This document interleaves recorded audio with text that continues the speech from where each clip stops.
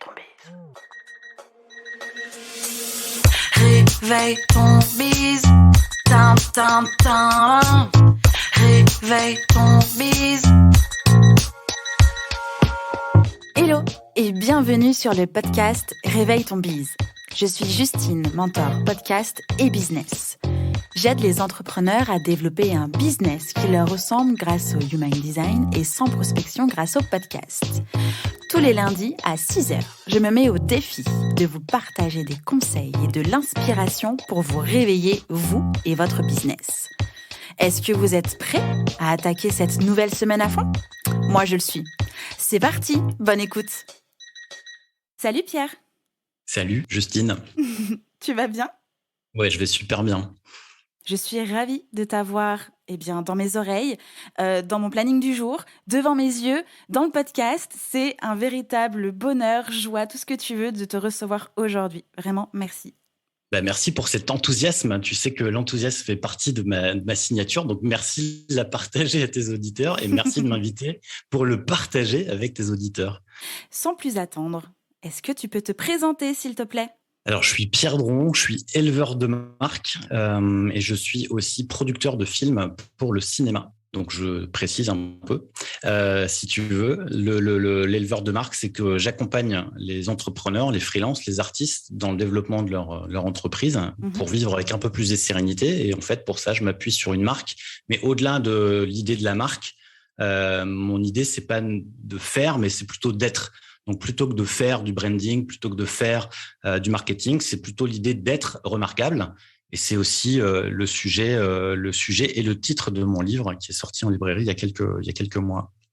Et c'est exactement ce dont nous allons parler aujourd'hui. Alors, pas que, mais quand même essentiellement de ton livre qui s'appelle du coup « Remarquable » avec la petite phrase qui donne vraiment bien envie. Réussir en créant une marque unique, durable et rentable. Déjà, ça, la promesse est belle, c'est canon. Et donc, du coup, on va parler entrepreneuriat et marque. Et ce sont donc tes sujets de prédilection. C'est ça, c'est bon ? On est bon ? Ouais, exactement. En fait, je pense que, en tout cas, c'est ce que j'explique aussi dans l'introduction du livre, c'est que finalement, j'ai découvert la marque presque par hasard, en tous les cas, en évitant la faillite de ma boîte, puisque j'avais une agence de communication qui n'est plus une agence de communication, mais qui s'est transformée aujourd'hui en un média. Et en fait, au moment où j'ai failli tout perdre, je me suis rendu compte que le seul truc qui me restait, c'était ma marque. Et finalement, c'est là où j'ai commencé à travailler sur ce sujet et je me suis rendu compte du pouvoir que la marque pouvait avoir à la fois sur moi, mon business, mon environnement, mais aussi tout l'écosystème économique, social, environnemental. Et voilà. Et en fait, j'ai commencé à travailler dans ce cadre. Et puis, au bout d'un moment, je me suis dit, mais pourquoi j'en ferais pas un livre pour pouvoir toucher encore plus de monde, Voilà. Alors, ce que je te propose, c'est déjà de parler du processus créatif parce que faut le faire quand même, d'écrire un livre. Donc, on va déjà faire une première partie dessus et la deuxième partie, le contenu qui est fort et puissant. Tu avais commencé un petit peu à en parler, mais j'aimerais qu'on puisse un peu développer la question qui arrive. C'est pourquoi avoir décidé d'écrire ce livre ? Alors, en fait, il y a une grosse catégorie de population qui rêve d'écrire un livre, ce qui n'était pas du tout mon cas. C'est-à-dire que pour moi, je ne voyais aucun intérêt d'écrire un livre. Et finalement, c'est surtout un challenge personnel au départ, qui est de me dire, est-ce que tu peux le faire ? Donc déjà, c'est déjà effectivement un challenge en soi, puisqu'on a plutôt tendance à se dire, j'écris des articles de blog, je crée du contenu, donc je suis à l'aise finalement avec le langage, mais écrire, c'est complètement autre chose. Donc ça, c'était un premier challenge. Et puis finalement, il y avait aussi l'idée, comme je l'ai dit tout à l'heure, pour moi, j'ai découvert une pépite, j'ai découvert un truc qui rend unique, qui nous rend extraordinaire.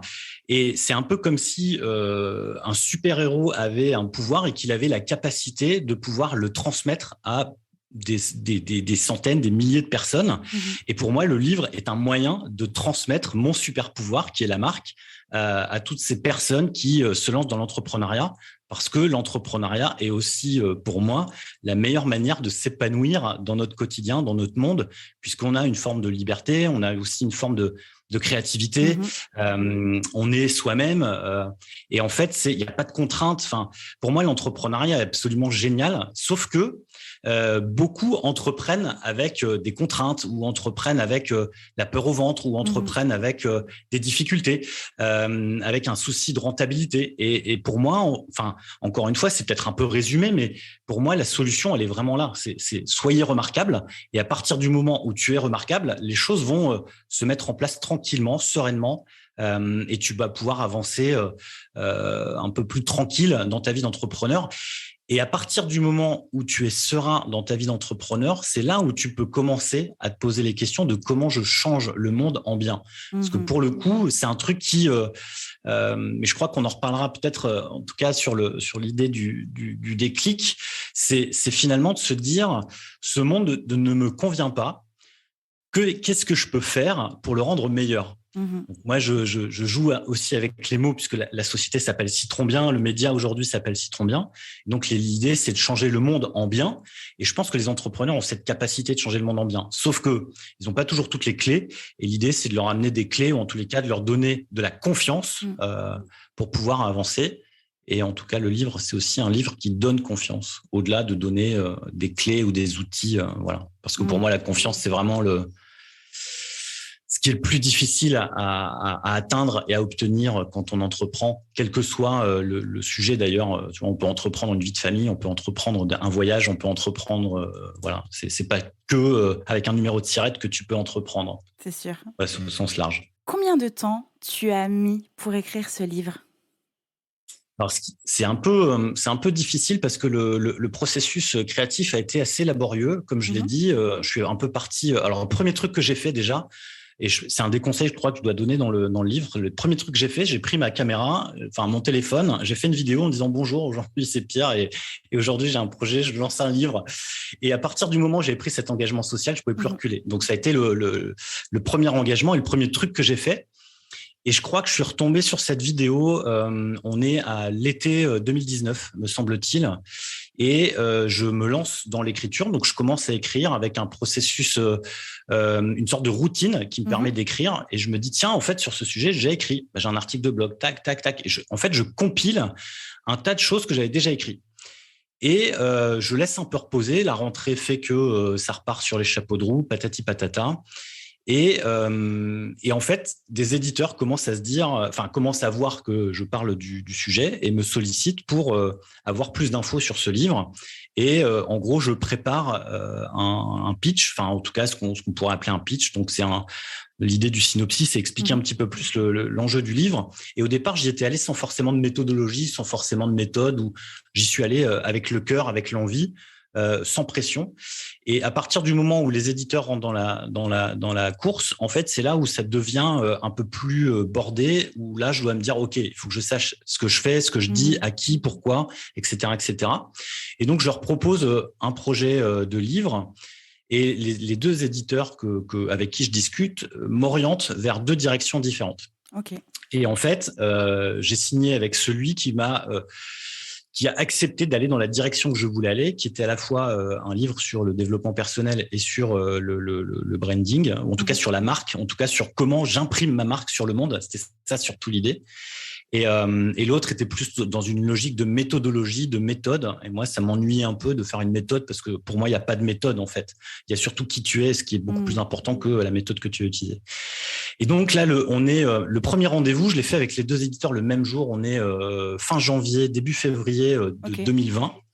Donc 2020, l'année de mes 40 ans, qui est une année super chouette pour moi, mais aussi une année pour tout le monde du Covid. Et donc on se retrouve tous confinés avec des maisons d'édition qui sont fermées. Donc le temps de décision est un peu plus lent et un peu plus mou. Et en même temps, j'ai un super échange puisque je discute du projet de livre à ce moment-là et j'ai un super échange pendant le confinement en me disant, en fait, ce livre ne peut plus être celui que je vous ai présenté. Il doit prendre une dimension autre avec ce qui se passe aujourd'hui, avec l'idée de l'impact, avec l'idée de qu'est-ce que je fais là, l'idée du sens, etc. Et donc, on discute, on signe, je crois, l'accord. Alors, pour le coup, je pourrais retrouver la date, mais je suis dans la salle des urgences de Valence parce que j'ai eu un accident grave. Oui. Et donc, j'attends d'être hospitalisé.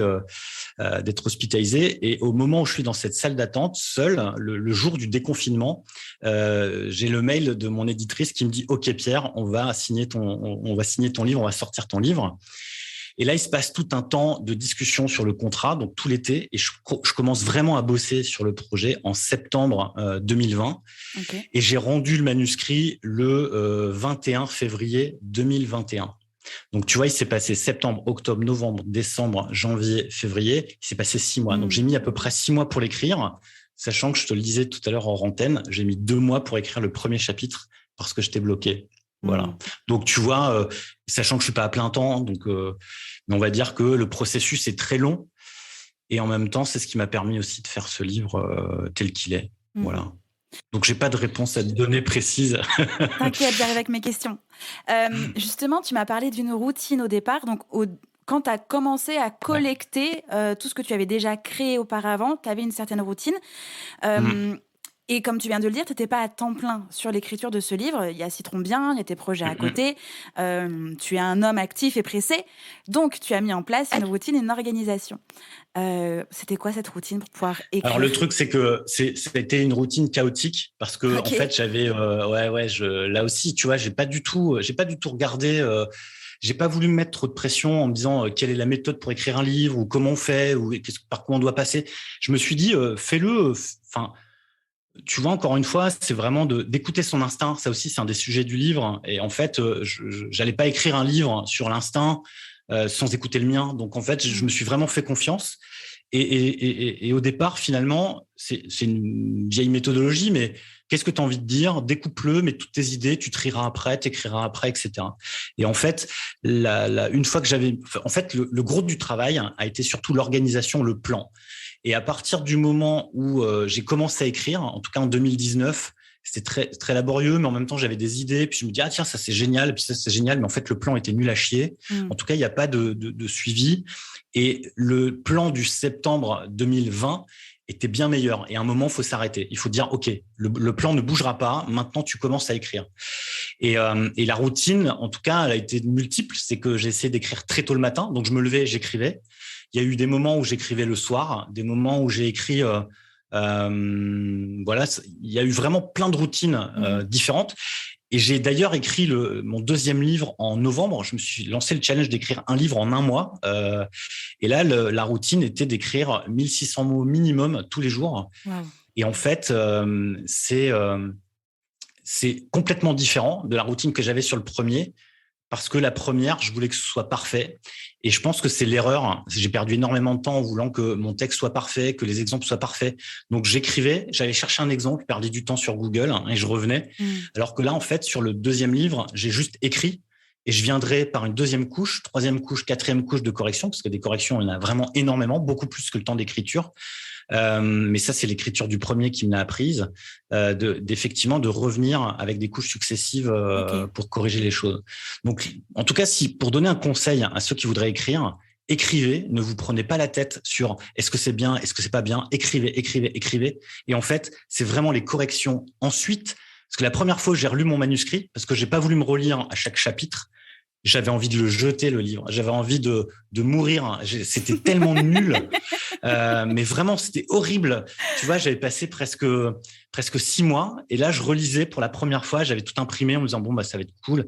Et là, j'étais, mais c'est nul. Je peux pas sortir ce livre. Et là, je dois le rendre dans 3 semaines. C'est pas possible.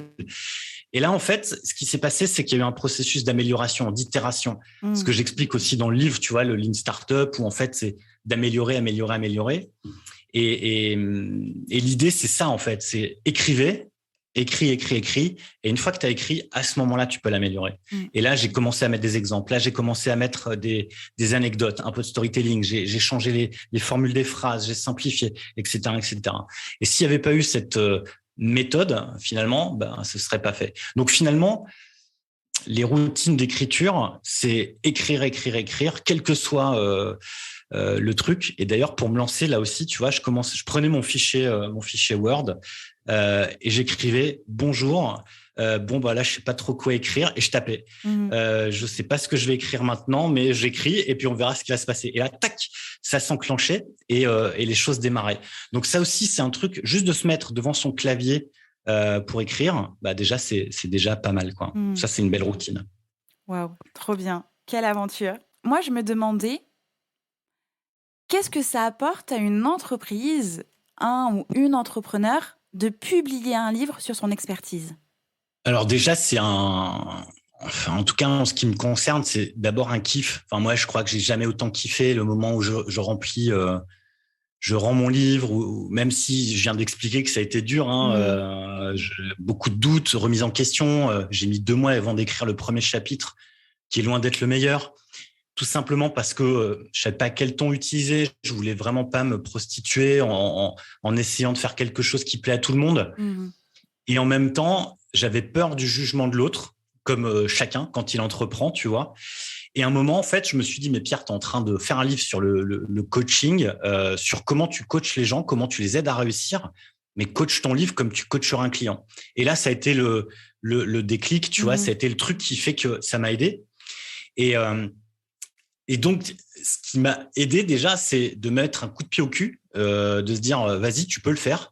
Le deuxième truc, ça a été de se dire, tout ce que tu sais, tu vas l'organiser. Parce qu'aujourd'hui, tout ce qu'on sait, tout ce qu'on dit, tout ce qu'on fait, on le fait. Alors, je l'ai fait aussi en donnant des cours parce que ça aide pas mal à le faire. Mais écrire un livre, c'est la même chose. C'est que tu vas pouvoir donner à comprendre ta mécanique, ta façon de fonctionner. Et ça, c'est génial pour pouvoir mettre un pause sur ton activité, mettre un pause sur qui tu es, ce que tu fais, se dire maintenant, tu l'expliques comme si c'était un enfant de 12 ans. Et ça, c'est génial pour la compréhension, pour pouvoir encore mieux expliquer, aller plus vite, gagner du temps. Et puis après, bah, évidemment, puisque mon livre traite de ce sujet de la notoriété, c'est aussi de la notoriété, c'est aussi une manière de prouver ton expertise, c'est aussi une manière de dire « je fais partie de la poignée de personnes qui ont écrit un livre ». Voilà. Mais au-delà de se la raconter et de montrer son expertise, pour moi, c'est avant tout un kiff. Et si tu le fais par obligation, je pense que c'est là où ton livre est pas bon, ou en tout cas c'est là où tu sens que certains livres sont moins bons, tu vois, parce que justement ils n'ont pas été faits pour les bonnes raisons. Et après, je pense que je viens de citer 3 bonnes raisons, on est pas mal, non? Ouais. J'en oublie certainement, mais voilà. Enfin, en tout cas, si tu fais ton livre, fais-le parce que tu kiffes et parce que tu as un truc à dire aussi, tout simplement, tu vois. Enfin, et ouais, c'est le ton. Enfin, tu vois, et c'est clairement le sujet du livre, mais c'est une super question. D'ailleurs, ça me donne presque l'idée d'en faire un livre, quoi. Tu vois, qu'est-ce que tu as envie de dire? Qu'est-ce que tu as envie de dire? Mais en fait, c'est ta voix, elle est unique, et quoi que tu dises, ça va être intéressant pour ton audience. Maintenant, c'est la façon dont tu vas le dire, la façon dont tu vas le faire, ce que tu vas transmettre. Et ça, c'était aussi une crainte de ma part, c'est de pas transmettre cet enthousiasme, de pas transmettre, tu vois, cette énergie que j'ai et que je transmets en coaching, qui est facile parce que ça passe par la voix, ça passe par la visio, ça passe par le toucher éventuellement. Là, ça passe que par des mots et par des lignes qui en plus sont toutes serrées, parce que moi je voulais mettre des espaces partout, mais bon, tu vois, la mise en page de l'éditeur a pas kiffé, donc tu vois, ils ont dû reprendre, parce que moi j'aime bien quand c'est aéré, même si je parle beaucoup, tu vois, j'aime bien aérer le propos. Et en fait, c'est ça, tu vois, c'est effectivement d'arriver à trouver ce truc qui est toi-même.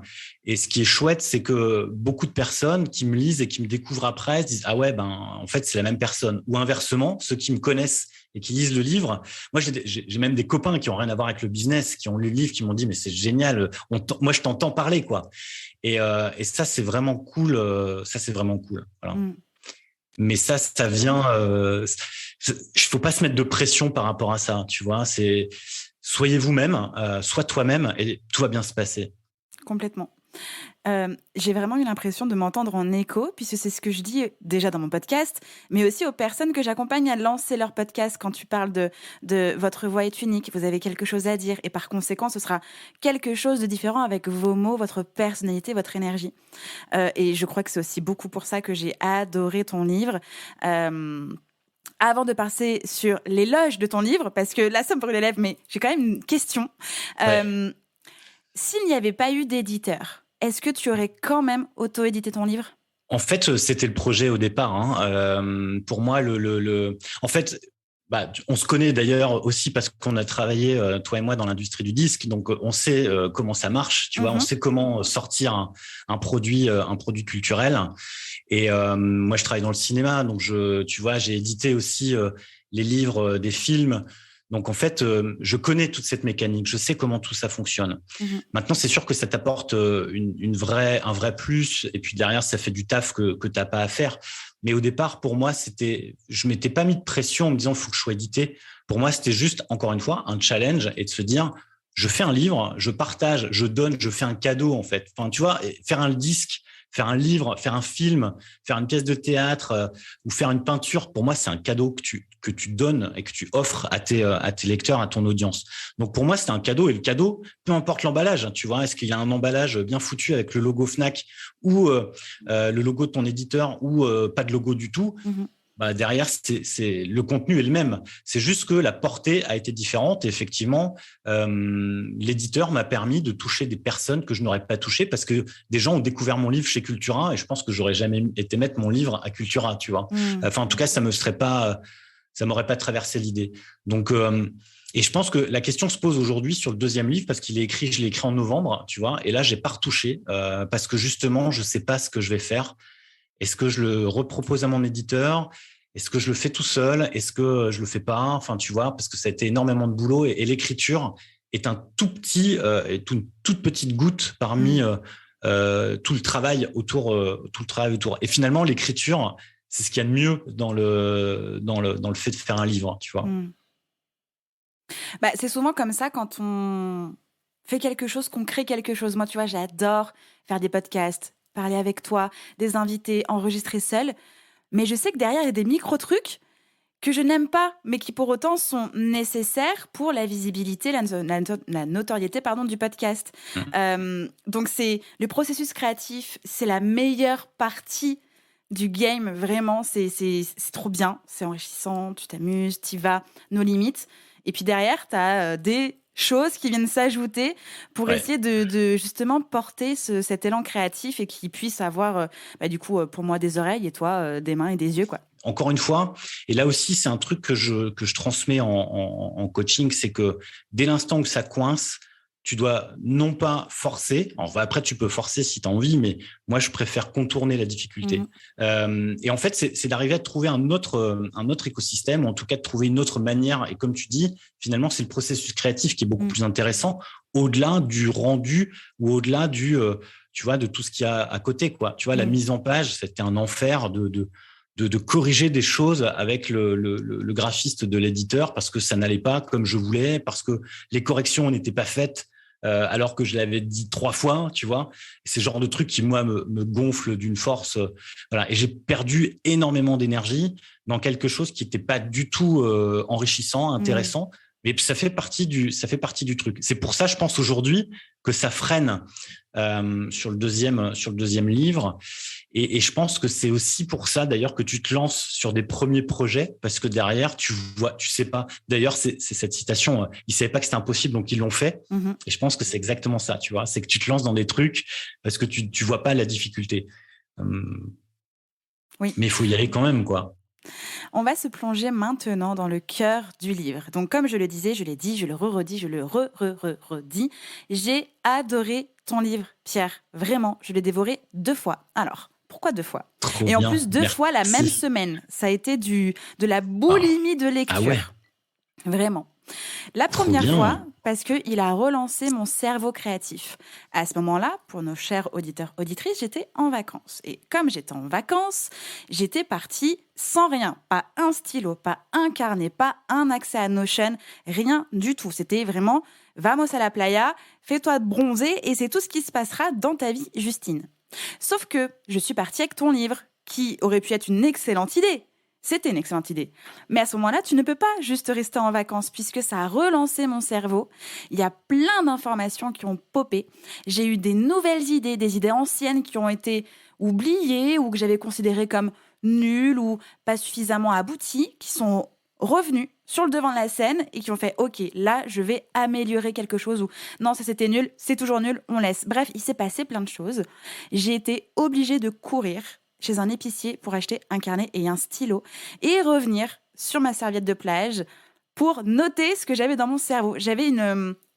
C'était un cerveau en ébullition, quoi. Genre du magma de créativité qui coulait de par mes oreilles. C'était vraiment hyper intense. Donc, j'ai noté plein de choses. Et puis, comme tu le dis dans ton livre, généralement, en tout cas, tu recommandes de le lire 2 fois. La première, pour prendre connaissance, s'imprégner, réfléchir. La deuxième, pour passer à l'action.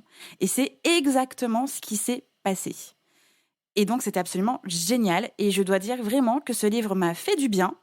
Je pense qu'il fait du bien aussi à mon entreprise. Il y a des choses qui arrivent petit à petit, le temps d'avancer, le temps de peaufiner, le temps d'être sûr de ça, etc. Voilà, je t'avais dit que j'allais faire des éloges. Merci, c'est trop bien, c'est trop bien.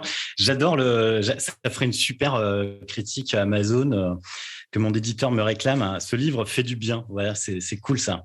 Ça me parle, ça me parle. Mais tout dedans, les conseils, l'écriture et le fait que tu t'adresses à moi comme un pocket coach, quoi. T'étais là. Et c'était vraiment ça qui était fort. D'ailleurs, je sais pas si tu l'as dit aussi, cette expression pocket coach. En tout cas, moi, c'est vraiment ce que j'ai ressenti. Enfin, bref, c'était absolument génial. Merci pour ce bijou. Écoute, merci à toi. Je me note le pocket coach parce que, en fait, normalement, je suis pas dans la poche et je n'utilise pas de terme anglais, donc c'est ta création. Mais en tout cas, c'est effectivement les retours. C'est pas mal de retours que j'ai eus. Et au départ, c'est marrant, tu vois, parce que je me mets pas cet objectif ou cette pression. L'idée, c'est vraiment de transmettre.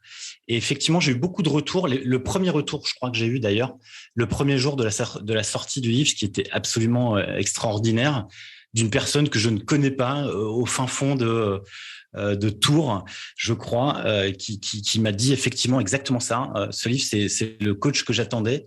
Et c'est génial, quoi, parce que c'est là aussi, quand tu crées des choses, il y a ce que tu mets dedans et il y a ce que les gens prennent et ce qu'ils découvrent aussi à travers ce que tu as transmis. Et ça, c'est génial, tu vois. Ou en tout cas, ce que tu me dis là, ça me fait évidemment super plaisir. Et si auditeur, et que tu as lu le livre ou si tu vas le lire et que tu écoutes le podcast là maintenant, viens m'envoyer tes jolis commentaires. C'est toujours un plaisir de te lire et de t'écouter. Voilà. Complètement. Et puis, vraiment, dans ce livre, il y a tout ce dont on peut avoir besoin au moment où on peut en avoir besoin. On dirait une phrase à la Van Damme, mais c'est vraiment ça. C'est-à-dire que même petit exercice, essayez de vous entraîner, ou en tout cas de tester la bibliomancie avec ce livre-là. Mais demandez-vous avant de l'ouvrir, de quoi avez-vous besoin ? Regardez le livre et ouvrez à une page et je suis certaine que vous allez tomber sur ce que vous avez besoin maintenant, tout de suite. Pierre, on fait de la bibliomancie avec toi. Ouais, alors c'est marrant parce que exactement, en fait, c'est sur certains, en fait, j'avais fait des préventes sur le livre et donc j'avais fait un petit marque-page Je suis remarquable, hein, et c'est aussi le hashtag que j'invite les lecteurs à partager sur les réseaux avec le livre, ou en tout cas ce qu'ils font avec ce livre. Et en fait, en posant le marque-page un peu par hasard, je me suis rendu compte que à chaque fois, c'était adapté à la personne qui allait recevoir le livre. Et donc, j'ai partagé aussi cette idée en disant, c'est étrange, mais à chaque fois que je mets le marque-page à un endroit, j'ai l'impression que c'est dédié à la personne qui va le recevoir. Et là, à ce moment-là, il y a Aurélie qui a partagé son expérience, qui dit c'est marrant, je vais aller voir le livre où tu as mis le marque-page, et le marque-page était mis à savoir apprendre à dire non. Et elle me dit ça tombe super bien parce que je viens de recevoir un coup de fil, je savais pas comment leur dire non. Je pense que maintenant je vais leur dire non avec tes conseils. Donc c'est exactement ça, la bibliomancie. Merci Justine de m'apprendre ce mot, mais en tous les cas qui effectivement clairement une expérience que j'ai pu vivre sur Remarquable, carrément. Et pour les personnes qui nous écoutent, souvenez-vous qu'il y a un concours à la clé où vous allez pouvoir gagner le livre de Pierre et le mot mystère qu'il va falloir du coup, nous dire, c'était bien le mot bibliomancie. Et il est passé crème puisqu'il est parfaitement parfait dans la discussion. Allez, on fonce dans le livre. Ça a été très dur pour moi de rédiger des questions sans tout dévoiler. Et en même temps, on va rentrer dans le sujet. Donc, on y va. Allons-y, spoilons. Allez, on y va. Nous sommes toujours des bonnes personnes, mais on ne peut pas s'en empêcher. Qu'est-ce que c'est que pour toi de créer une marque unique ? En fait, une entreprise unique, c'est avant tout une personne, avant tout une ou des personnes d'ailleurs, mais c'est avant tout des humains, c'est qui je suis, qu'est-ce que je donne. Et après, en fait, c'est finalement une accumulation, parce que dès l'instant où je suis une personne, j'ai envie de créer quelque chose, j'ai envie de changer le monde, donc je crée une entreprise, ou en tous les cas, une entreprise va se lier. Et en fait, encore une fois, l'idée de l'entreprise est l'idée d'entreprendre quelque chose et non pas la structure juridique de l'entreprise. Et à partir du moment où vous avez forcément envie de changer le monde, vous allez avoir besoin d'un produit ou d'un service. Donc, tu vois, c'est un peu tout ça. Mais en fait, pour moi, elle est unique parce que ce qui est facile pour chacun de tes auditeurs, c'est qu'on est tous uniques. Donc, on a un seul marqueur génétique et en fait, on est tous uniques. Donc déjà, c'est un constat de base. Vous êtes tous uniques, donc c'est facile. Soyez vous-même et tout ira bien. Le mot est moche, mais c'est la vraie vérité. C'est la vraie vérité et souvent, on perd un peu ça de vue, même avant de se lancer. Parce que t'es pas certaine de ton idée, parce que tu sais pas, t'as envie que ça fonctionne, mais tu sais pas, tu testes, et du coup, tu vas aller chercher de l'inspiration, là je mettais des guillemets, mais inspiration sur Internet, les gens autour de toi, et tu peux te perdre en cours de route, parce que si t'es biberonné à Instagram et LinkedIn à longueur de journée, et que tu te perds à l'intérieur de ça, tu perds ton identité, tu perds ta voix, et tu vas créer quelque chose qui, ne t'éclate plus, ou en tout cas vraiment très court terme, et 2, qui ne sera pas remarquable.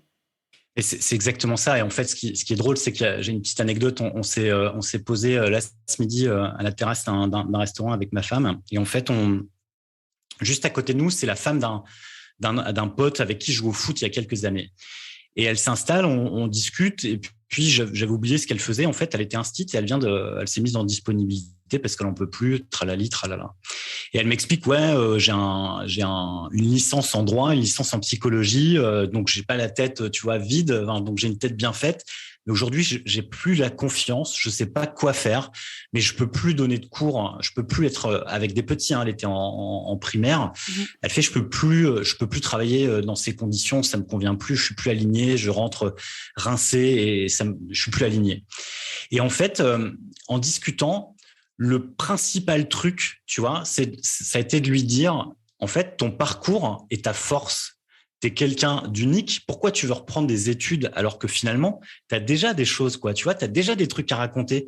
Et en fait, ce que tu sais, ton point de vue sur le monde et la façon dont il fonctionne, rien que ça, c'est hyper important. Et c'est ça que tu dois donner, c'est ça que tu dois transmettre finalement à tes clients ou à ton projet ou à toi-même déjà, tu vois. Et c'est te rassurer sur ta capacité à mener les projets que tu as envie de mener parce qu'ils ont du sens.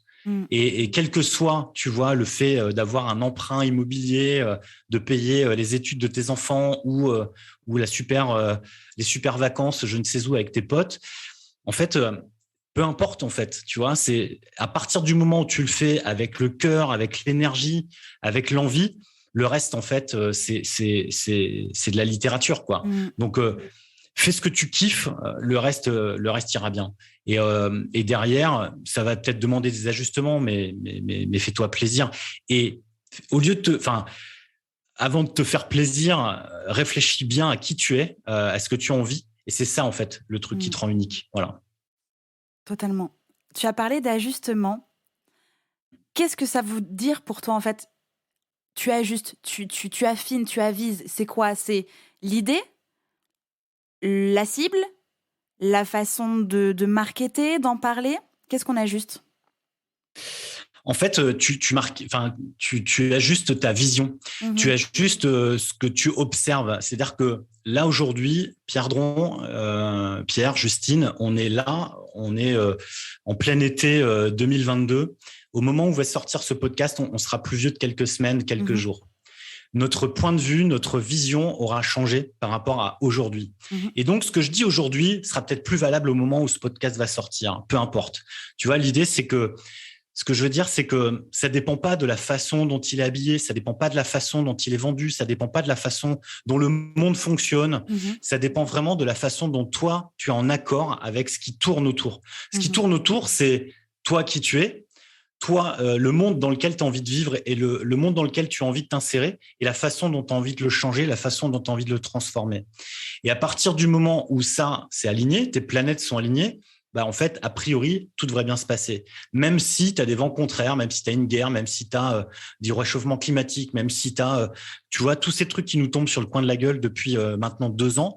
Et je pense que c'est beaucoup plus lointain, mais on a tous des montagnes russes, sans vilain jeu de mots, je devrais pas utiliser le mot russe, mais on franchit tous des montagnes russes, tu vois, au quotidien, voire même plusieurs fois dans la même heure et plusieurs fois dans la même journée.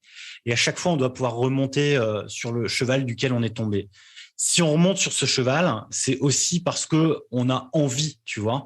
Et cette envie, elle est hyper importante. Il faut la ménager, il faut l'entretenir, il faut la soigner, la choyer, quoi, tu vois. Typiquement, ce matin, je suis allé soigner mon envie, quoi, tu vois. Je suis allé prendre l'air, je suis allé voir autre chose. Et ça, c'est hyper important aussi, tu vois. En fait, on est dans un monde aussi dans lequel on est toujours plus, tu vois. Plus haut, plus cher, plus vite. Plus mieux. Et moi, j'ai des clients qui me disent, mais tu vois, ou pareil, j'ai une cliente récemment qui m'a dit, mais moi, je suis dans le minimalisme. Comment je peux vendre mes produits alors que je prône le minimalisme? Je dis, mais c'est pas antinomique. C'est juste que tu vas travailler de manière différente. Et c'est juste que tes besoins vont être différents. C'est juste que ta manière de communiquer va être différente. Et c'est pas de le dire, c'est de le montrer. Il n'y a pas de meilleure façon que de montrer l'exemple. C'est le seul, disait Gandhi. Et en fait, c'est là où finalement, c'est simple d'être remarquable. C'est juste en montrant qui tu es, en montrant ce que tu fais, en partageant tes valeurs qui te permet finalement de montrer cette unicité. Et ce qu'on dit aussi aujourd'hui, alors j'ai pas utilisé ce mot valise, qui est utilisé un peu un tort à travers aujourd'hui, l'authenticité. L'authenticité, c'est ni plus ni moins qui je suis et de le dire avec force, tu vois. Et en fait, pour moi, enfin, tu vois, si on devait résumer le livre, ce serait ça, c'est sois toi-même et assume qui tu es avec tes erreurs, avec tes succès, et tu t'en tapes de savoir ce que pensent les autres, ce qu'ils vont en dire, etc., etc. Sinon, tu n'avances plus, quoi, tu vois. Au niveau de sois toi-même et avance, ça soulève aussi la question de quels sont les choix à faire dans ce que je raconte. Tu vois, il y a des choses où on peut se dire ça c'est intéressant, ça l'est pas, ça c'est trop intime, ça. Comment est-ce qu'on décide de ce qu'on a réellement envie de dire alors que ça fait partie de nous? Je parle des blessures, des réussites, qu'on soit pas tout en train de dire des réussites à tout va, tu sais, à s'auto-congratuler, et des blessures. Qu'est-ce qu'on en fait de tout ça? En fait, c'est une super question. Merci. Tu vois, juste à te répondre, j'en ai des frissons. En fait, pour moi, c'est un cadre que tu dois déterminer. Typiquement, tu vois, sur ce que je partage, je partage beaucoup de ma vie, mais je ne partage absolument pas chez moi. Je ne partage absolument pas mes amis, ma famille. Tu vois, ça, c'est mon cadre privé dans lequel tu ne rentres pas. Ça, c'est mon cadre qui est réservé. Et ensuite, il y a des blessures, il y a des choses qui ont été très dures et qui ont été terribles pour moi, tu vois, dans ma vie, et j'en parle dans le livre. Sauf que ça a mis des années et des années. Tu vois, je partage le décès de mon meilleur ami. J'en ai pas parlé pendant des années, tu vois. J'ai vécu avec ça sauf qu'à un moment, j'ai eu besoin d'en parler. En tout cas, c'est pas une nécessité, c'est pas parce que ça allait faire du clic. C'est juste parce que je me sentais à l'aise. Et en fait, la première fois où j'en ai parlé, c'était face à des étudiants où j'étais en intervention dans un lycée sur le métier d'entrepreneur. Et en fait, les élèves m'ont dit, c'est quand le moment où tu es devenu entrepreneur? Et là, c'était une super question parce que je m'étais jamais demandé à quel moment je suis devenu entrepreneur. Et la première fois que je suis devenu entrepreneur, c'était l'année de mes 16 ans, je crois, avec mon meilleur pote qui est décédé l'année de nos 30 ans. On était des amis de 30 ans. Et en fait, on était en train de négocier des pains au chocolat et des croissants devant le patron du supermarché de notre village pour faire une opération de vente de pains au chocolat et de croissants un dimanche matin pour pouvoir partir en vacances. Et là, on négociait, mais comme comme des businessmen, tu vois, alors qu'on avait 16 ans, le mec, on n'avait rien. Enfin, tu vois, on n'était personne devant lui. Et nous, on lâchait rien. On fait, non, nous, on achète ce prix-là, on n'achète pas. Sinon, c'est pas grave, on ira voir ailleurs. Et on est reparti avec ce qu'on voulait, tu vois. Et je pense que c'est la première fois où je me suis senti entrepreneur. Et pour le coup, j'avais pas de numéro de SIRET. Tu vois, mon numéro de SIRET, il arrivait des années après. Et je me suis senti entrepreneur. En tout cas, j'ai entrepris quelque chose. J'ai entrepris un projet. Et en fait, ces histoires, tu décides de les partager parce que tu as envie déjà de le faire. C'est déjà un premier filtre intéressant, avoir envie de le faire.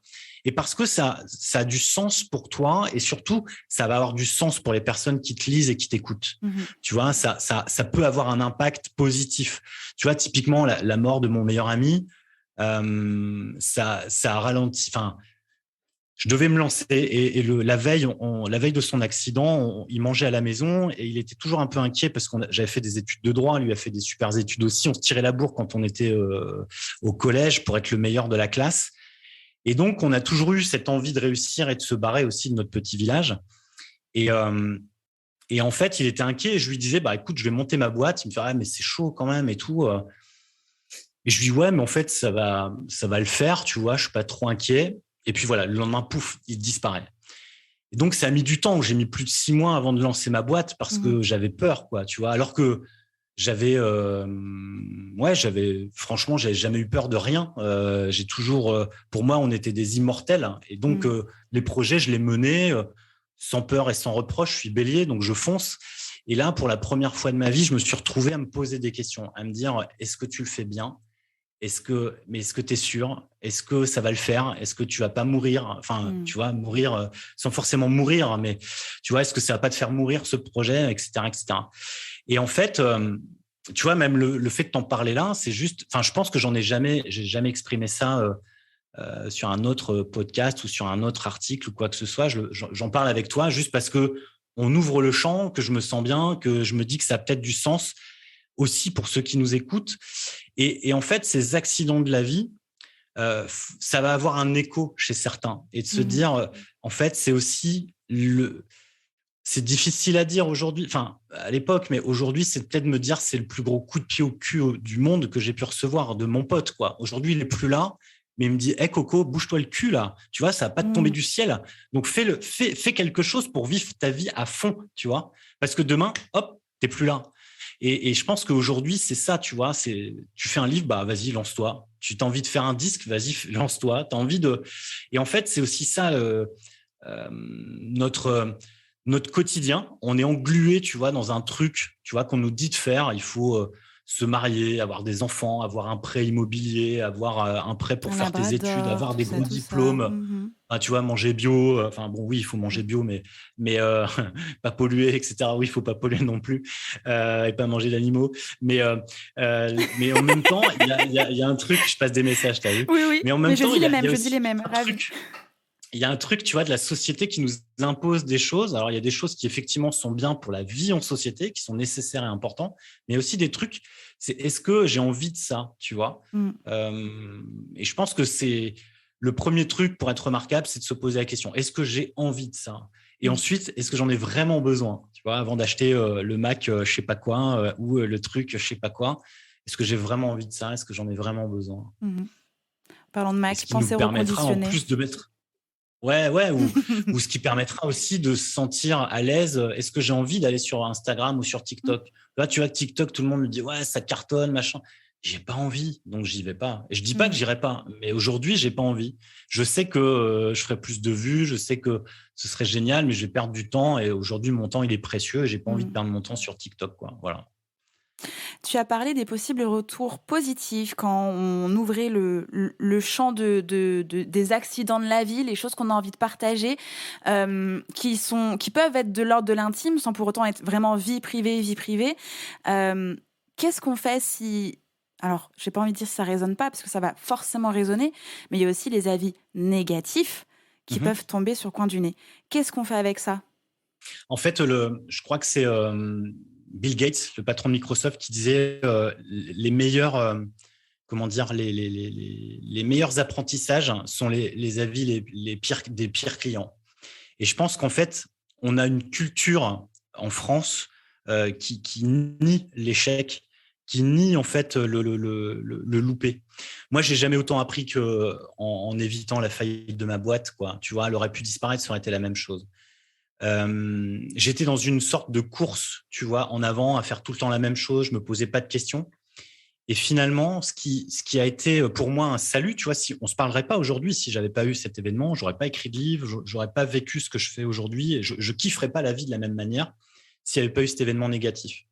Maintenant, encore une fois, c'est la culture de l'échec qui est pas très bien vue en France. Aux États-Unis, t'es pas crédible si t'as pas foiré 5 boîtes. En France, t'en as foiré une, t'es un pestiféré. Donc, tu vois, c'est quelque chose qui est à la fois culturel. Et j'aime bien aussi cette citation de Mandela qui dit soit je réussis, soit j'apprends. Et en fait, pour moi, c'est aussi la phrase que je balançais à mes étudiants, c'est plante-toi, parce que si tu te plantes, tu pousses, quoi. Et en fait, c'est aussi, pour moi, c'est pas toujours agréable pour l'ego, tu vois, parce qu'on aime bien être en succès, on aime bien être. Mais aujourd'hui, je suis assez à l'aise avec mes échecs et je suis assez à l'aise aussi avec qui je suis. Après, c'est peut-être l'âge, hein, tu vois, j'ai passé la quarantaine, j'ai plus rien à prouver. Enfin, je crois, hein, en tout cas, ce que je dois prouver à moi-même est encore plus dur que ce que je dois prouver aux autres. Donc, je suis encore plus intransigeant que n'importe qui sur cette planète que moi-même. Donc derrière, c'est sois tranquille par rapport à ça et puis vis cool, tu vois, parce que tu es déjà super intransigeant avec toi-même sans en plus rajouter l'intransigeance des autres, quoi. Donc, si tu te plantes, plante-toi de manière efficace. Plante-toi de manière efficace, ça veut dire qu'est-ce que j'ai appris de ce plantage? Qu'est-ce qui a foiré? Et ce que je partage aussi en coaching, tu vois, souvent des clients qui me disent ouais, ce lancement il n'a pas marché ou ce truc. Attends, c'est pas tout qui est remis en question. Déjà, c'est pas toi qui est remis en question, c'est ce que tu as fait, c'est ce projet. Et ce projet, qu'est-ce qui a pas marché? Son copywriting, le moment, est-ce que c'est le ciblage, est-ce que c'est ça, est-ce que c'est ça? Et en fait, c'est ce qu'on disait un peu, je crois, hors antenne juste avant, c'est d'itérer. Et c'est ce qu'on a dit d'ailleurs sur le livre, c'est première version, version 2, version 3, version 4, version 5, version 10. Et je pense que ça, c'est peut-être le cinéma qui nous a appris. Je produis des films et c'est le cinéma qui nous apprend ça. Tu as un scénario, ton scénario est pas mal, mais il n'est pas top. Et donc, tu vas le corriger. Tu vas faire une première version, un storyboard. Ah, mais le storyboard, il y a encore des trucs à corriger. Et tu vas tout le temps corriger. Et ce n'est pas un problème. Au contraire, parce que l'idée, c'est d'aller vers quelque chose de mieux, tu vois. Et je pense que nos projets, entrepreneuriaux, enfin d'entreprise ou pas d'entreprise d'ailleurs, créatifs ou pas créatifs, tous nos projets, c'est aussi des projets qui sont work in progress, quoi. Et dès l'instant où tu te dis, dès le départ, bah, ok, je suis en work in progress, tu retires de la pression. À partir du moment où tu retires de la pression, tu te sens mieux, quoi, tu vois, plus cool. Mais j'ai l'impression qu'en fait, c'est ça, la mention durable, qui est même dans la promesse de ton livre en première page. C'est le fait d'itérer, le fait de te planter, de pousser et de repousser encore et encore, qui fait qu'en fait, ton projet est durable. Certes, c'est pas le même qu'il y a 10 ans, même qu'il y a hier sans doute, mais t'es là, tu dures dans le temps, tu continues. Je pense que c'est ça que tu as essayé de transmettre. Alors, en tout cas, c'est une interprétation qui est hyper intéressante, qui n'est pas forcément celle que j'avais imaginée, mais en tout cas, elle est largement valable. En fait, il y a toujours un double sens de lecture. Pour moi, il y a le mot durable, effectivement, c'est durer dans le temps. Ouais. Et l'idée, c'est que tu peux pas changer le monde si tu dures pas dans le temps. C'est-à-dire que demain, si ta boîte est pas rentable, bah, tu disparais. Si tu es pas durable, en fait, tu disparais. Donc, tu changes pas le monde. Donc, ça sert à rien. Et en fait, c'est aussi une manière de s'épanouir, encore une fois, en entreprenant. Et donc, si tu entreprends mais que ça marche pas, bah en fait, tu t'es en échec et donc tu reviens en arrière et tu as peur. Et puis voilà, c'est un cercle vicieux. Donc, l'idée d'être durable, c'est aussi de se dire de voir plus longtemps pour faire en sorte que ça dure. Et il y a aussi un double sens, double effet qui se coule. C'est aussi l'idée du durable au sens développement durable. C'est aussi l'idée de chercher à réfléchir à l'impact que tu peux avoir aussi sur ton écosystème, l'écosystème économique, environnemental, social, sociétal, etc. Et en fait, c'est de se dire comment je peux être durable, tu vois. Et c'est pas juste en remplaçant les pailles en plastique, tu vois, c'est pas que ça dans ton restaurant. C'est comment je peux être durable ou comment je peux faire en sorte de durer. Et dès l'instant où tu as enclenché cette réflexion du durable dans le temps ou durable, tu vois, au sens développement durable, d'être un peu plus écolo, économe, en fait, là, tu entres dans un cercle vertueux qui va te pousser vers le mieux et qui va te pousser dans une réflexion qui n'est pas d'aller vers plus de thunes, plus de chiffres, plus de salariés, plus de mètres carrés, plus de je sais pas quoi, mais vraiment de mieux. Tu vois, et moi, je préfère travailler non pas plus, mais travailler mieux. Non pas gagner plus, mais gagner mieux. Et donc, c'est de savoir comment j'utilise mon temps pour gagner mieux ma vie et faire en sorte, non pas de gagner plus, parce qu'à un moment, si je gagne plus, je travaille plus et je sais pas ce que je fais de mon temps, parce que derrière, je fais que travailler, mais au contraire, d'aller profiter de la vie et de ce qu'elle a à m'offrir, tu vois, pour profiter de ce que j'ai gagné avec grand plaisir, quoi. Voilà. Mais finalement, les clés du succès, alors évidemment, selon sa propre définition du succès, c'est quoi ? En fait, alors déjà, c'est ce que je partage aussi dans le livre. En fait, le mot réussir est un mot qui a été choisi par l'éditeur, mais en même temps, au départ, le livre devait s'appeler Bien réussir. L'idée, c'était, j'aime bien l'idée de questionner la réussite, parce que pour moi, il n'y a pas une réussite. Il y a la réussite, elle a autant de dénominateurs que de personnes. Donc, j'ai ma réussite, tu as ta réussite, on a chacun notre définition de la réussite. Et en fait, pour moi, la réussite, aujourd'hui, elle se définit de manière individuelle. Moi, ma réussite n'est pas, enfin voilà, comme je viens de le dire, mais pour moi, la réussite, elle s'ancre sur deux choses, enfin trois, mais c'est difficile sur le troisième. La première, c'est la confiance, et donc c'est pour ça que j'ai écrit ce livre. À partir du moment où tu es en confiance, à partir du moment où tu donnes de la confiance, à partir du moment où les gens ont confiance en toi, le business tourne. Premier élément. Le deuxième élément de la réussite, c'est la créativité. À partir du moment où tu es créatif, à partir du moment où en fait tu vois les choses de façon un peu différente, la façon dont tu as envie d'améliorer quelque chose, c'est là où tu es créatif. Et ben, les choses vont forcément bien fonctionner et ça va réussir. Et ensuite, pour moi, il y a un petit ingrédient mystère, mais qui est là plus difficile à théoriser, qui est pour moi l'enthousiasme. C'est un peu le nom de Citron bien, c'est trop bien. C'est effectivement l'idée d'être enthousiaste dans ce que tu fais et de kiffer ta vie. Et à partir du moment où tu kiffes, bah, ça se voit, ça se sent. Enfin, tu vois, nous qui avons travaillé dans la musique, moi, c'était un des trucs que je disais, en fait, les musiciens que j'ai managés, c'est sur scène, mais en fait, je ne veux pas voir de vos problèmes d'avant et d'après le concert. Je veux que vous ayez la banane, le sourire, parce que ça se voit, en fait, parce que ça se voit, ça se sent ça dans se le sent public que et c'est ce que tu... Exactement. Et en fait, pour moi, le sourire, mais l'enthousiasme au sens large est le troisième pilier de la réussite, quoi. Voilà. Donc, en tout cas, sur la confiance, c'est le remarquable et le premier livre qui te permet de te donner confiance pour pouvoir réussir. Mais après, en tout cas, j'aime bien, tu vois, l'idée de théoriser sur la réussite parce qu'il n'y a pas de théorie, en fait. Il y a pas c'est quoi ta définition à toi de la réussite? Ok, bah, c'est parfait. Maintenant, qu'est-ce que tu fais pour aller chercher cette réussite, quoi? C'est ça. Et je suis personne pour te dire à quel moment tu vas réussir ou à quel moment tu as échoué, tu vois.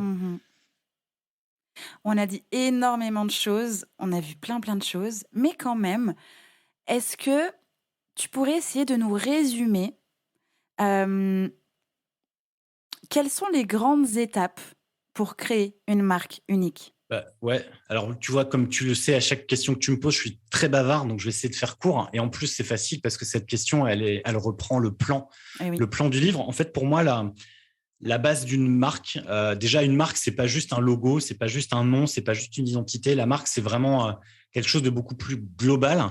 Et c'est d'ailleurs, je change puisque la marque aujourd'hui, beaucoup en fait utilisent le mot marque au sens identité. Et pour moi, la marque, c'est plus grand que ça. Donc c'est pour ça que je parle davantage de comment être remarquable. Et là aussi, il y a une différence entre comment faire une marque ou comment faire du marketing et la différence entre être remarquable. Donc, un moment, c'est je fais et je suis défini par ce que je fais. Je suis dentiste, plombier, communicant, podcasteur, etc. Sauf qu'en fait, on oublie qui on est, tu vois, par le faire. Et je préfère le mot être remarquable, tu vois, être enthousiaste, être, etc., etc. Parce qu'en fait, c'est facile, c'est nous, tu vois.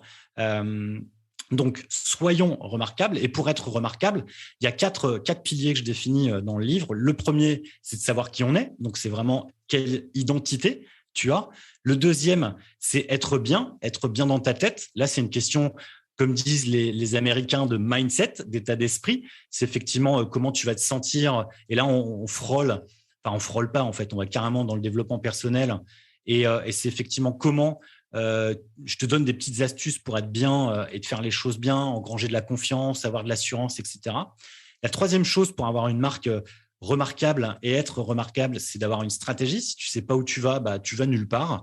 Et enfin, le dernier pilier, c'est évidemment d'avoir une tribu, d'avoir une communauté. Alors, je préfère le mot tribu au mot communauté. C'est de savoir dans quelle tribu tu évolues et avec quelle tribu tu as envie de changer le monde. Voilà. Et à partir du moment où tu as mis en place ces quatre choses, et en fait, le reste déroule, quoi. Et après, tu vas utiliser des techniques, des outils comme le storytelling, comme tu vois l'UX design ou l'innovation, etc., qui va te permettre d'améliorer chacun de ces quatre piliers. Et les quatre, tu peux les travailler en parallèle ou tu peux travailler l'un et pas l'autre, etc., en fonction de qui tu es, ce que tu as envie, de tes moyens, de ton temps et de ce que tu estimes être le plus important. Mais à un moment ou un autre, tu retombes sur ces quatre piliers. Complètement. On s'approche tout doucement de la fin, mais j'avais aussi encore une fois envie de faire un petit commentaire au niveau du livre, parce que c'est vrai que au tout début de l'épisode, tu as dit qu'il était plutôt à destination des personnes qui se lançaient. Vous êtes bien au courant que je ne me lance pas aujourd'hui. Mais justement, ton livre m'a fait énormément de bien parce que, non pas que je me suis perdue en cours de route, c'est que récemment, je suis passée en société. Donc, ma posture, mon mindset, plein de choses ont été bousculées et j'ai eu beaucoup de choses à gérer, dont des problèmes administratifs sans fin.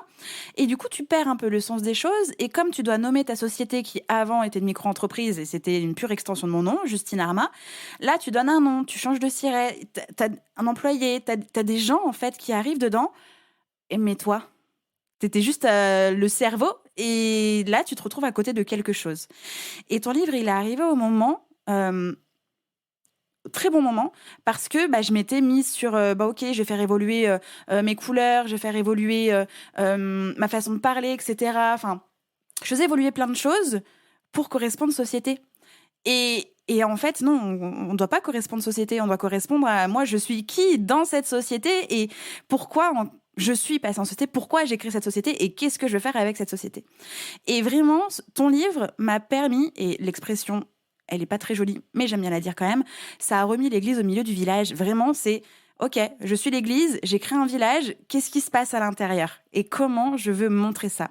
Donc, il n'est pas destiné qu'aux personnes qui se lancent, mais aussi, je pense que c'est un livre qu'on doit avoir dans sa bibliothèque de livres business pour repenser les choses, pour se reposer les bonnes questions. Les choses que soit on ne voit pas parce que trop la tête dans le guidon, soit on a oublié. Pour moi, ça va être un livre que je vais relire, pas entièrement tout le temps, mais repiocher des informations parce que, des fois, on perd le sens, on perd la vision, on ne sait plus trop. Et même, comme on disait aussi en off, on a tendance à remettre beaucoup de choses en question tout le temps, d'être dans un processus créatif constant. Et du coup, tu te poses des questions, d'un truc, tu passes sur autre chose. Ton livre, en fait, permet de trouver aussi les réponses et de un peu calmer les ardeurs en disant « Ok, Coco, je sais, je suis créatif comme toi. » Mais regarde, on peut être créatif et je balise un peu le terrain. Et fais-toi confiance. Voilà, c'était aussi encore un commentaire élogieux. Ouais, ton éditeur cool, va être content. Ouais, non, mais c'est trop cool, c'est trop cool. Alors pour le coup, en fait, je sais pas si alors j'ai peut-être dit ça, mais c'est pas. Pour moi, ce livre est pas que pour les créateurs, parce qu'en plus, tu vois, il s'adresse à des gens qui sont pas du tout dans l'entrepreneuriat ou, en tout cas aujourd'hui. Je l'ai surtout fait pour des gens qui entreprenaient et qui étaient perdus à un moment ou à un autre. Et puis, je l'ai pensé aussi, puisque tu parles d'église, comme une Bible, tu vois. Donc, l'idée, c'est aussi de faire quelque chose d'intemporel et de faire en sorte qu'il n'y ait pas de notion complexe, qu'il n'y ait pas de notion actuelle. Tu vois, il y a aussi, en refermant le livre, en le livrant, je me dis, j'ai pas du tout parlé de gros hacking. Et je me suis dit, mais en fait, on s'en fout parce que derrière, le gros hacking, c'est une technique, tu vois. Mhm. L'administratif ou la société, c'est un outil, c'est un cadre juridique, tu vois. C'est pas du tout qui tu es, en fait. Mhm. Et encore une fois, c'est aussi, là, tu vois, tu viens de démontrer que en grandissant, bah, forcément, quand on grandit, on change de paire de chaussures, tu vois, on change de vêtements parce qu'on grandit. Et bah, c'est exactement la même chose avec ta marque, finalement. C'est ta marque grandit et comment je la réhabille, ou en tout cas, comment je fais évoluer. Mes goûts peuvent être les mêmes. Je peux toujours avoir des baskets noires, tu vois, sauf que la basket noire, elle est en pointure plus 1 ou plus 2, quoi, parce que j'ai grandi. Et en fait, c'est ça l'idée, tu vois, c'est vraiment de faire en sorte qu'il y ait la base et que derrière, tu puisses aller creuser par toi-même les différentes notions que je peux évoquer. Tu vois, il y a quelqu'un qui m'a, notamment sur le chapitre sur l'innovation, en disant « Ouais, c'est dommage, sur le design thinking, c'est pas assez développé. » Je dis « Mais le design thinking est un outil parmi tant d'autres. Donc, si tu as envie de le développer, va regarder des bouquins sur le design thinking et je te donne des références en plus en bibliographie. » Mais en fait, encore une fois, chacun va aller piocher des choses. Et en tout cas, je merci de faire ce commentaire parce que c'est exactement comme ça que j'ai vu le livre. Il est certes pensé avec un début, une fin, mais l'objectif, c'est que tu l'ouvres, tu pioches par hasard bibliomancie, ou alors tu vas chercher telle notion sur la tribu parce qu'effectivement, tu as bossé ton identité, tu es au top, sauf qu'à un moment, il te manque comment tu peux améliorer l'expérience de tes clients. Et là, typiquement, c'est ce que je suis en train de faire moi sur comment améliorer l'expérience de mes clients ou comment améliorer l'expérience de mes lecteurs, tu vois, parce qu'en tant que lecteur, tu as aussi des bonus à les télécharger. Oui. Et c'est comment je continue d'accompagner ces lecteurs, tu vois, parce que encore une fois, mon objectif, c'est de créer des discussions. Donc, le livre est un moyen de discuter. Tu vois, la preuve, on se parle aujourd'hui. Mais l'idée, c'est aussi de continuer les discussions, tu vois, parce que moi, il n'y a rien de plus frustrant que d'avoir une discussion avec une personne. Et puis, moi, je n'oublie pas, en fait, les discussions que je peux avoir avec des gens. J'oublie leur prénom, mais je n'oublie pas le contexte dans lequel je les ai croisés, ce dont on a discuté, etc. Et en fait, ça m'intéresse de savoir comment ton projet va évoluer, comment toi, tu vas grandir. Tu vois, un peu comme tu suivrais finalement les enfants de tes amis que tu as vus tout petit et que tu te dis, tiens, il est déjà au lycée, quoi, tu vois. Donc, c'est un peu la même chose. Et je pense que c'est un peu, d'ailleurs, la notion du livre où je parle de considérer tes clients comme des amis. C'est un peu ça, en fait, tu vois. Moi, j'ai pas envie de perdre mes amis de vue, tu vois. Donc, je maintiens le lien et je fais en sorte qu'on puisse se retrouver, et d'échanger, de discuter. Donc, tu vois, là encore, je vais encore des fois piocher aussi dans mon livre sur des choses tu vois, qui vont m'aider ou où je tire une notion et je me dis, ouais, tiens, on peut peut-être retravailler là-dessus, améliorer, itérer, comme on l'a dit tout à l'heure, quoi. Avec tout ce qu'on s'est dit, quand même, est-ce qu'il y a une question que je ne t'ai pas posée et que tu aimerais que je te pose ? C'est une super question. Merci encore. Écoute, il y a rien qui me vient là maintenant. Non, en fait, on a dit vraiment plein de choses. Et puis, comme j'ai le cerveau qui en surchauffe avec la météo extérieure, voilà. Parfait. Merci. C'était trop bien. Merci beaucoup. Merci à toi. On s'est dit beaucoup de choses et ce temps-là passé à tes côtés était fou. Merci pour tout, vraiment. Ouais, c'est trop cool. J'ai hâte de réécouter l'épisode et de voir effectivement j'espère qu'il y a de la valeur dans cet épisode et j'espère que vous aurez kiffé à l'écouter. En tout cas, moi, j'ai passé un super moment. Et en tout cas, si vous avez passé vous aussi un super moment, venez nous le dire parce qu'en fait, on crée du contenu, on crée ces temps pour nous, évidemment, mais il faut aussi encourager les créateurs de contenu, il faut aussi encourager ceux qui créent. Donc, venez nous le dire et pas qu'avec des étoiles. Hein, voilà. Complètement. De toute façon, tous les bons liens seront en description de l'épisode, bien évidemment.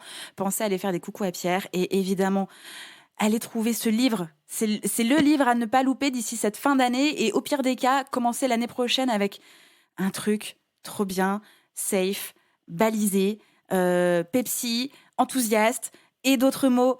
Et je pourrais même dire jaune. Voilà, jaune, un truc jaune. Soyez jaune, carrément. Merci beaucoup Pierre et tu reviens quand tu veux, surtout pour des nouvelles actus, des nouvelles choses à raconter et je veux voir ce podcast déjà et ce prochain livre ensuite. Yes, il faut pas me le dire parce que je vais effectivement revenir souvent. Hein. Quand tu veux, avec grand plaisir. À bientôt. Ciao, ciao. J'espère que cet épisode vous a plu. N'hésitez pas à partager le podcast à une personne qui veut aussi se réveiller avec vous. Retrouvez l'ensemble des informations et des liens en description de l'épisode ainsi que sur le site internet www.justinarma.com. Si vous avez des idées, des suggestions ou si vous avez juste aimé cet épisode et que vous voulez me le dire, direction Apple Podcast pour laisser un commentaire et des petites étoiles. Vous pouvez aussi me laisser des petits mots sur Instagram au nom de Justine-Arma avec 2 A ou par mail à l'adresse hello@justinarma.com. N'oubliez pas de vous abonner à Réveille ton bise sur votre plateforme d'écoute préférée pour ne pas louper votre réveil. On se retrouve lundi prochain, 6h, pour un nouvel épisode. Bonne semaine. Ciao!